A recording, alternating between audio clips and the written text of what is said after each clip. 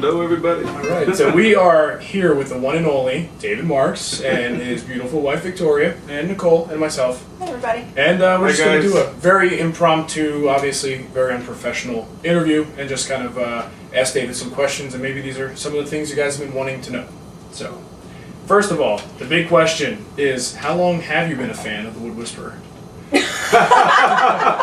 Ever since I first saw it, which was sometime in the past year. Yesterday. Yeah. But somebody told me about it yesterday. Okay, more seriously though.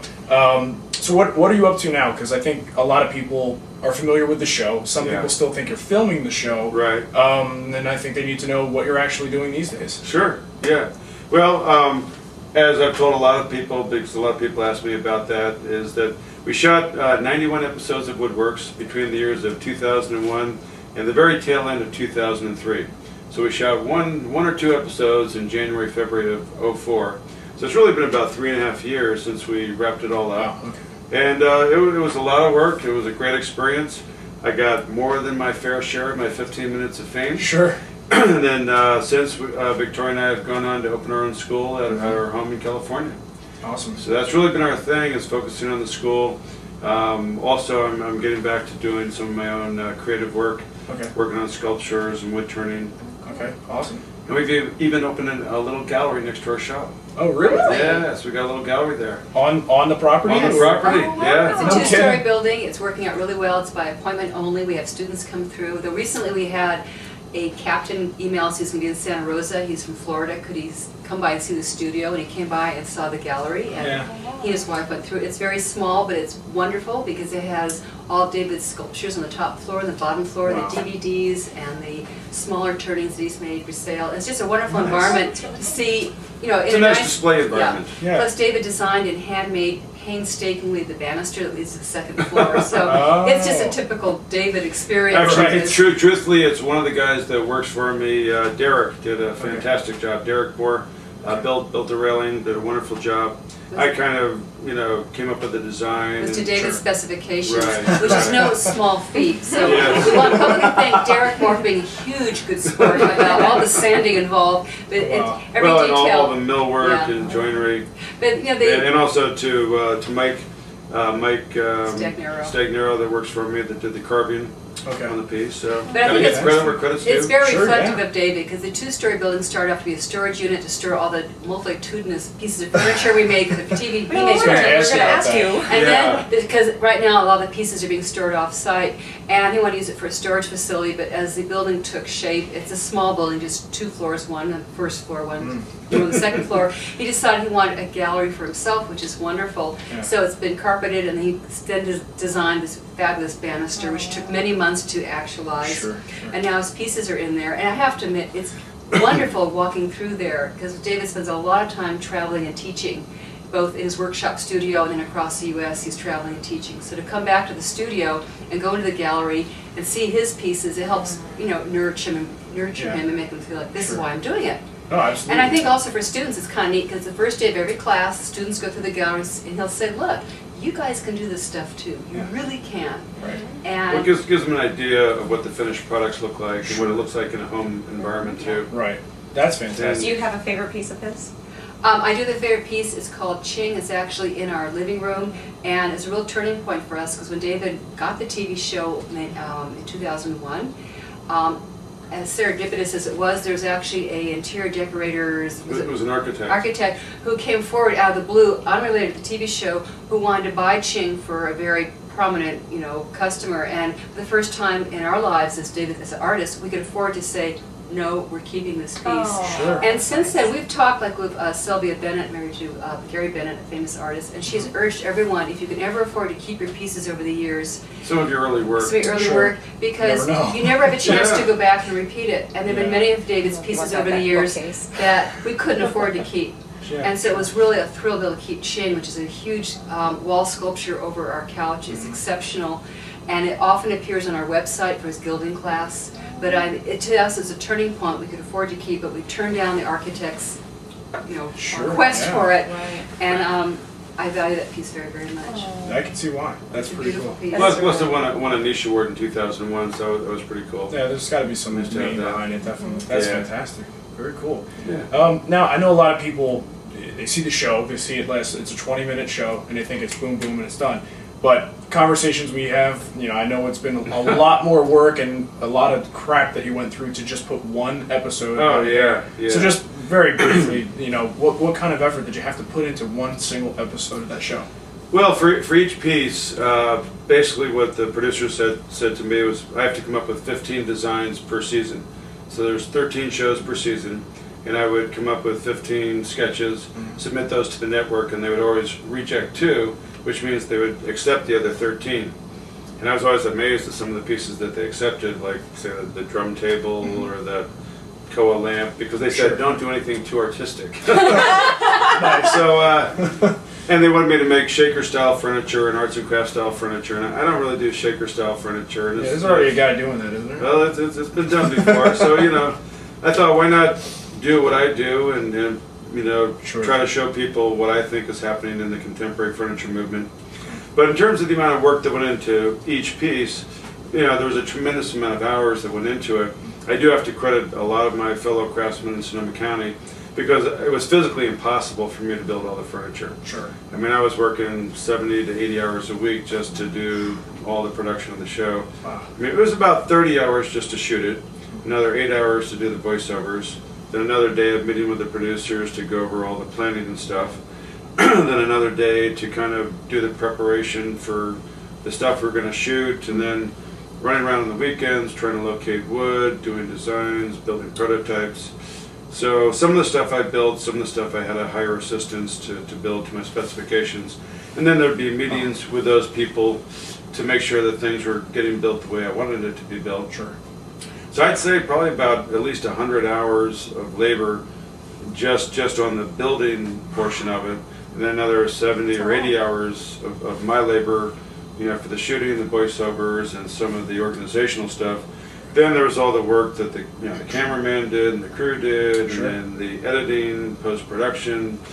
So, it's a tremendous amount of work to make Just one one episode. show. Just coming up with 15 unique Well, ideas. that alone, Oh, yeah. worthwhile ideas. How do you come up with those kinds of ideas? What Well, inspires what's your you? inspiration? Yeah, there's a great quote from I think Martin Mull, who did this album years ago, and the quote goes, I mean, he plays this musician, and somebody asks him, how do you come up with all these songs and all these ideas? And I love this quote. He says, it's just licks off of records that I've heard. so basically that's a lot of it, it's just Yeah. I got tons and tons of books and magazines, and I look at a lot of pictures, and a lot of the stuff is very visual. I do a lot of sketches and drawings, and a lot of the stuff I do is I'm just trying to pull different ideas together. There's this old expression that there's nothing new under the sun.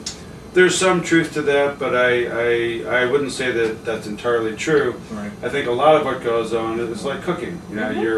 We're all using some meat and vegetables and spices and other things. Sure. It's not kind of what you do, but it's how you do what you do with that stuff. Right. So it's a lot of mixing and matching, picking an element of this and a line from that, and taking this wood with that one. So a lot of what I do is I love wood. I got tons of wood laying around my shop, and if you have it kind of on visual display, you can walk past it and say, you know what, that piece of quilted maple would look really cool Sure. with this piece of purple heart, or throw in a little accent of that, or how about a curve from here, or an inlay from this or that. So a lot of it is just trying to mix and match different components. And paper's cheap, do a lot of sketches. Right. If it turns out terrible, toss it in the garbage can. I'm impressed because when you're doing all that TV show, I was still working full-time at my other job, and so I quit 3 years ago to work full-time for David. But I was totally out of the scene. I mean, he handled everything he was doing the TV show, and in addition to all obviously the drawing and the woodworking, which he could do, I couldn't do. But Sure. paying all of his woodworking bills, everything related to woodworking and the shop, he handled everything himself, and now that I'm helping him with that kind of administrative part of it, Sure. and for me it's quite a bit of work. I'm just sort of floored now in hindsight how you Yeah, I possibly, picked up there's a wonderful Great expression appreciation. for everyone to take to heart. If you want to get something done, give it to a busy man. It is true that, Well, the truth of the matter is just one big adrenaline rush. Wow. and particularly like on Fridays when you were in that sound booth all day, literally in this little teeny weeny Yeah. booth all day long doing the voiceovers, and you'd call me around 8 o'clock Friday night, I'd be at my job, you're finishing up in Centerville at the sound booth saying, I'm done, I'm coming home. I go, great, get the pizza, we're done. You know, there was a kind of rush of, you know, being done, but Yeah. being self-employed is a whole different excitement and You reward. can always pick, Yeah. being self-employed, you can always pick which 12 hours of the day you want to work. That's a good way to put it. Yeah. Very true. Yeah. Well, see, keep that in mind. All you people who keep asking me, am I going to get a TV show? This is why I'm so down on the whole concept. 'Cause that sounds like a lot of damn work. Yeah, So, it is. It's, you know, there's no easy way to do it. yeah. But the TV show was just an amazing stroke of luck. I came home one day from work, pressed on the answering machine, there's a bunch of messages coming as usual, and this one voice said, hi, my name is Molly, I'm with a TV crew, and we're trying to find a woodworker to host a TV show. If you're interested, please call back. My finger was actually on the erase button thinking, this is so off the wall. And I thought, this is David's message, not mine, let him deal with it. And David, because he's such the eternal optimist, goes, this could lead to something. I go, no, it's not. He goes, this could lead to something. And so he went through the interview process. Nothing happened for 6 months. They called him back to the final 3. They're doing, evidently, we didn't know this until afterwards, they're doing a talent search across the United States. They honed it down to 3 people. David was one of the 3, and his stiffest competition was some guy in Wisconsin. And it took many, many, many months. And then 6 months later, he came back for the final interview, and he got the job. And it's sort of astonishing. So who knows what path it would have taken if you hadn't. You would have continued on as a very successful, very talented furniture maker. But frankly, it has made life easier in some respects because of the TV show exposure. We've Yeah. met some fabulous people across the United States. You've had opportunities to travel, and we've had wonderful people come from all over the U.S. to our workshop studio for classes, and we've met some fabulous people. You really have. It's- So opened up a people lot who of come to you for relationships. classes have all different kinds of day jobs, but when they come to take a woodworking class, this is their camp, this is their happy time. And it's really, really rewarding to deal with people who just want to be there tremendously, Sure. and it's a happy environment. Yeah. Now, do you? I mean, at this point, clearly you're focused on woodworking education and sharing the knowledge and exciting other people about woodworking. So, what was more satisfying, making your legacy in wood or making your legacy in education? At this point, it seems. I mean, because you can still do the projects, Yeah. but obviously they're a little more few and far between now. Well, I'd say that's a tough question to ask because I feel like I live in both worlds. Yeah. I love teaching. I love the interaction with people. It gives me energy. It gives them energy. Sure. I gain from the experience because I'm always learning. I consider myself a lifelong student. And I love the creative process. I love thinking, wow, what could I do with this? And I could make this really cool thing here. And Right. so I'm always thinking of new ways to build stuff. Sure. So I kind of live in both worlds. I can't, to rephrase the Yeah. question, I'm not sure if I could say that I'd either just build or just And teach. you haven't given one up. You're still doing both. I'm still doing both. I'm still Okay. doing both, and It's just as not enough you- hours in the day to do both. So how do we get Yeah. a piece by you? Yeah. So when do I get my What's the coffee wait? table? Right. How long is the waiting list? Well, I gotta tell you, my toughest client right now is her son. Oh, God! Oh, jeez. Yes, our son just graduated from college, and he has pleaded with David for a year that for his graduation gift, all he wants in the world is a piece from David, and he wants a bar. Oh, He said, the way he talked to him, he says, I want something I can pass on to my children. But he wants a bar. So the bar is in progress. David's been working on it now with his assistants for about And I'm behind schedule. 6 months. You're And our behind son- schedule too, honey. Yeah. Our son is saying, well, how's the bar coming along? Are there any photos you could pass on to me as to the progress of the bar? He's getting very insistent. Even in his thank you notes, he just graduated from college. We gave him a lovely graduation dinner. He wrote us a thank you note saying, thank you for the dinner and for the forthcoming bar. Oh, jeez. And he wants Little to- reminder. He wants to fly home to visit us and see how the bar is coming Oh, along. wow. Yeah. And he said he'd fly home and help sand the bar, which we know isn't going to really happen. Right. We better chill on that subject because he might be watching. Okay. Oh, David that's says funny. we're hoping by December '07, but it's very hard squeezing all this in. Yeah. Yeah. Mark's very familiar with that. Oh yeah. Too familiar. So, is he actually? Because so he just graduated. So Yeah. fortunately, this is not going in the frat house. No, he's The last piece I saw he made was the Greek letters, and is oh, that Right, the sign, right. yeah, survived? yeah. Or- It Phi did, Psi. yeah. It did. Okay. Yeah, it's been installed on the Phi Psi fraternity house They and it's held still it there. high enough that no one's going to tamper with it. Right. No, he's graduated. He's very, very responsible now. I think he'll actually insist they put coasters on the top because he has one of David's coffee tables from the TV show. And whenever I go to visit, it's immaculate with little coasters out. You Oh, know? good. In fact, when we did go visit for graduation to see his new apartment, he got the chess table. He got the chessboard, and we put it on a base so it's a table. Oh, cool. So now he does have actually 2 or 3 pieces in his apartment, and now his sister's very annoyed because she only has 2 pieces. His sister has the bar Competition stools, going. and so they're kind of jockeying for more Sure. pieces. You know. Yeah. Now, does he do any woodworking, or even your daughter do any woodworking at all? They have a little bit, from time to time. In fact, our daughter was just up for a gilding and patination class with her boyfriend just a couple of months ago. Cool. Yeah. Yeah. Very nice. So yeah, the question is always time. They're Yeah. now young, busy professionals, so they're working. And Yeah, they may come around at some point. yeah, Really when they nice come of up to them. visit, they'd like to come in the shop and play a little bit. Awesome. Yeah. Very cool. Okay. What? Mark wants to know if you'll adopt him. Yes. I thought I already did. Yeah, practically. At this Yeah. point. So, a comment I get from a lot of people, especially people who are hobbyists, and they have woodworking as a release. They have Yeah. really hectic jobs, and they come home and they can just vent in the shop.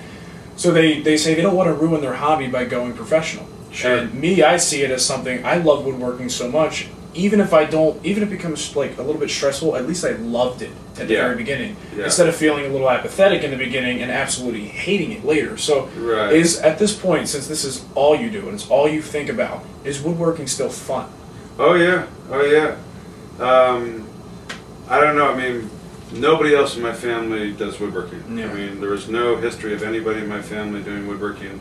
They don't know where I came from. And I guess it's like something else. It's something in some strange gene pool. Yeah. His father's a psychoanalyst, so it's totally antithesis of woodworking. Interesting. Wow. So, do I love it? Yes, I love it. I think about it all the time. The other thing I love, like yourself, is drums Right. and pretty blondes. Yeah. You got a lot in common, David. Jersey, drums, That's lawns, right. and tattoos. That's right. That's right. Yeah, that's the reason for the long sleeve shirt on Woodworks. Yeah, there you go. But I love doing it. I feel very, very fortunate. I do got to say that I've been lucky. It's been a lot of hard work, but it's paid off. Sure. And I'm in a fortunate position where I can afford to pursue this full time as Sure. my creative work, but I'm also making a nice living teaching, and that's a good balance for me. Yeah. Now, in my youth, when I was a little bit more naive and who needed money, it was the early 70s, and hey, I had a Volkswagen and jars of peanut butter. And, Good to go. Yeah, but then a little blonde came along and said, well, You need something more. women kind of get addicted to indoor plumbing and central heating and things like It's the that. small things that make it Oh, happen. yeah, you know? Yeah, but it's all good because as I got older, I found that I kind of like indoor plumbing and central heating as well. Nice. And now, when I started out, I remember I had this cabin in Forestville, California, with my brother. We were paying $100 a month rent. It was way the heck out in the mountains on 6 acres of land. It was great for my drum set because I could play as loud as I wanted to all night long. Oh, yeah. There's no neighbors around to hear. I love that. And I did my woodworking on the front porch. I had a chainsaw. I'd go out to the coast and cut redwood burl, which back then I could get for free Yeah. because you could just go out to the coast and cut up driftwood and drag it back. That's awesome. But it is important to get an education. I'll tell you a little funny story. This was back 73, 74, and I was making burl tables, which I thought were totally cool, and I was trying to figure out ways to join the bases to the top. So after struggling with this for months and years, I came up with this method of taking pieces of driftwood and I'd saw it, and I'd take a router and I'd route out basically this post, and then I'd take the slab of burl and I'd flip it upside down, put the base on there and scribe around the post, and then route out basically a cavity that the post would go into. Okay. You have this really strong joint glued together. Well, a year or so later, I discovered Fine Woodworking magazine, and I hear this joint that I thought I invented, I found out it was called a mortise and tenon joint. Been around for thousands of years, you know. So that was my education back then. I knew nothing. I didn't know that wood moved. I got some account going with Montgomery Ward, and they were interested in these clocks that I was making. I was taking pieces of redwood burl, I'd mill it up, make a face out of redwood burl, make a frame out of solid walnut, and glue that around that solid piece of wood. Well, we lived in California, and locally the climate's very, it doesn't change much, everything remained pretty stable. It's dry heat. Sure. Yeah, and I ended up shipping a piece back to New York to get photographed. Well, a couple of days later I get the call saying the order's been canceled, and I'm like, what happened? And they said, well, all of your clock faces broke. And I'm like, what? So they shipped them back, and sure enough, all the faces were cracked. Couldn't figure it out, you know, what's going wrong? Yeah. So I ended up talking to some cabinet makers, and they said, oh, you took a solid piece of wood, and you framed it with solid wood, and you trapped all the wood movement. Right. And there was no place for the thing to expand and contract, so it cracked. I was like, wood moves? So, you know, you really got to read up on this stuff. Yeah. The weird thing about wood is it's a very technical material. Gary Bennett once said that he thought that working with wood was actually more technical than working with metal. And you know, with metal, it's a lot more stable. It is subjected to some, you know, thermal expansion coefficients, to use some technical terminology. Sure. But wood is very hygroscopic. It's going to expand and contract with climatic changes, and Sure. all that stuff has to be taken into consideration. Yeah. So that's why things like veneering is very important. Right. A lot of people seem to think that veneering's kind of a cheap imitation, but it's really not. It's been around for a long time. It's an excellent way to make pieces more stable. So I do a lot of veneer work. I'll veneer stuff onto plywood or MDF or onto a torsion box type of construction. Sure. And once you do that, you have a stable piece that can be shipped anywhere in the world. Right. So That's something that I have the hardest time getting across to my customers, Yeah. is not to hate veneer, especially Yeah. home-sawn veneer. oh yeah, There's no reason why that isn't as good in a lot of senses as solid wood. In Right. fact, better in a lot of cases, because it's not going to crack or split or Yeah. check or warp or anything like that. Yeah. So, and even the commercial veneers. I mean, I don't like to go thinner than a 32nd of an inch, but at Sure. that thickness, you still have something where you can do, you know, fantastic radial matches and Right. sequential matching that you can't always get with the bandsawn veneers. Right. So it really depends upon the application. I mean, the deeper you delve into it, there's more and more layers to learn. And that's why I love working with wood, because you'll never get bored with the stuff. right. I mean, I'm 55, I've been working with wood since I was 22, and I feel like I'm now in the driver's seat and I can steer all the controls, but there's still a ton of stuff that I need to learn about, Cool. you know? Good to hear. It's endless. Definitely. Yeah, another 3 or 4 lifetimes I'll have it down. Exactly. All right, we have a couple questions from the viewers, so these should be pretty quick questions for Okay. you. And we have to go to dinner, so we'll make this quick. Dinner. All right, we have a question from Green Charlotte, North Carolina guy. Yeah, he Yeah. just wanted to make sure that we knew. That he's not a girl? Because of named Charlotte. Okay. Uh-huh. Okay, he asked, do you ever buy tools at yard sales or at flea markets? You know, I have not, but my father has bought some tools at some yard sales and flea markets, and he's deceased now, but he had shipped them out to me, and got some pretty cool old chisels and hand planes and things like that. Okay.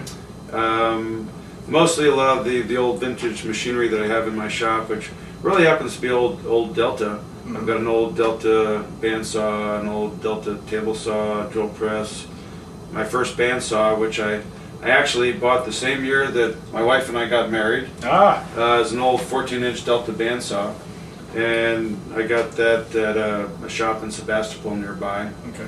And the thing still works fantastic.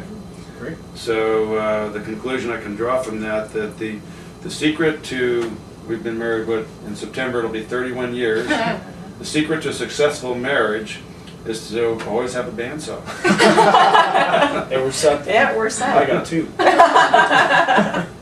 Okay, another one from Tool Addict asks, what was your personal favorite project that you've done? Well, you know what I got to say to that one, and this is a borrowed response. I didn't come up with this response. Is my favorite project is the one that I'm working on now. Yeah, That's a good way to look at it too. Yeah. Because you're always sort of conquering a new something. Yeah. You know, it's always something. I got way too many favorite projects. Yeah. You know, I mean, my Egyptian table, Mhm. the glass top table with the coopered columns was great. Sure. Yeah. Chang, I loved working on that piece. Trilobite. And there's a bunch that I can't even remember. No, you made quite a few. You Yeah. can go to your website and check them out, right? Yes, they Yeah, the did. gallery's up there. All the TV show Yeah. items are up there, so definitely check that out. Okay, we got another one from Bama, 5150. He likes Van Halen. Bama likes Van Halen. That's why 5150. Oh, okay. What is your worst woodworking injury or mistake? Worst woodworking injury, never use a dull bandsaw blade. I gotta say I've got all 10 fingers, which is how I got the job hosting a television show. But I have had one fairly serious accident in the shop. That was on the bandsaw, my favorite little Delta 14-inch bandsaw. I was using a dull blade. This was about 20 years ago. I was cutting a piece of fir, and fir has the winter growth and the softer summer growth, so you got hard grain, soft grain. My first clue should have been when the bandsaw blade was smoking. Oh, man. But you know, we were raising the kids and money was tight, and Yeah. I thought I'd just keep pushing on this block of wood. Well, I'm pushing through the hard spot, and suddenly I came around a curve and I hit the soft spot. The block of wood lunged forward, and the blade just kind of sliced a flap of skin on the side of my hand. So That's fun. yeah, blood was gushing everywhere. Scared the holy heck out of me. Yeah. And How do you handle? I know I actually have to put it out of my head when he's in the shop. I kind David- of just David is let him so- do his thing. David's a very careful, precise personality. Mm-hmm. So there's other times where that kind of riles me, but in terms of the shop, but in terms of the shop, it's a wonderful, wonderful, characteristic. So I always have complete faith with him, because I say, can you come in now for dinner at 9 o'clock, 10 o'clock, 11 o'clock, sometimes midnight, ladies and gentlemen, we have dinner at midnight, because I'm waiting for David to come in from the shop. But he has a very specific routine of checking everything and turning everything off, and he's very methodical and careful. So I don't worry about him in the shop at all. That's good. I know Mark's the same way, but every once in a while, somebody will ask me on the forum or something, do you get worried? I'm like, I haven't really thought about it. Now that I'm thinking about now that it. I'm thinking about it. Yeah. Well, we toured Sam Malouf's shop about 2 years ago at the Furniture Society in San Diego. 2 or 3 years And ago. he was 90 now, so he was 89 then? Yeah, I think it was about 89. I think I think he's 92 now. Anyway, he, in all those years, had just that year had an injury where he was finishing up in the shop.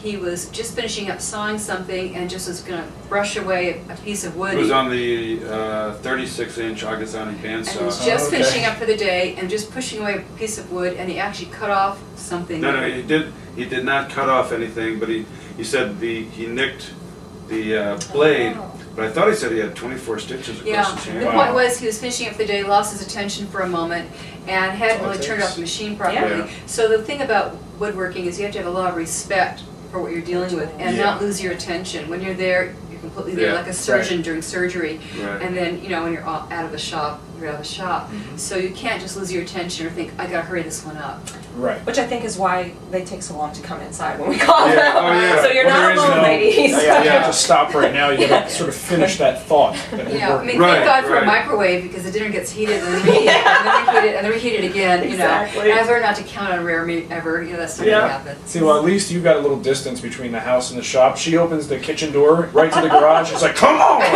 So- I'm hungry. We just got DVR, and now I learned how to pause TV shows. Oh, yes. So now it doesn't matter if he's like he'll say right away there's another 20 minutes, because I just put everything Sure. on pause, so it kind of helps our lifestyle. But you learn to go with the flow. Sure. It's a different lifestyle, and being self-employed, you have to have a lot of self-discipline Yeah. to put in the long hours when you need to, and then let yourself. Part of self-discipline is not working. Part of self-discipline is saying it's okay to not work right now, Sure. and to come in and just play a little bit, and then have faith that if you just let yourself play a little bit, you'll be refreshed the next day to reattack that problem that's kind of puzzling you at the moment. And we have to learn how to do that. Well, we probably have a few thousand more questions we could ask, and hopefully this is going to be a little bit different of an interview than anyone's ever seen before, and give a little Good. more inside look into David and Victoria. Gotta say a quick hello to Jeff and Holly from Indiana. How you doing, Jeff and Holly? There you go. We hooked Bought you my up. first gilding kit. Hey, Jeff. All right. So on that note, I think it's time for dinner. And Yes. Thanks for watching, and thank you guys for Thanks, guys. taking the time. It's with our us. pleasure. Thank you, guys. Great. Thank you. Thanks. Okay.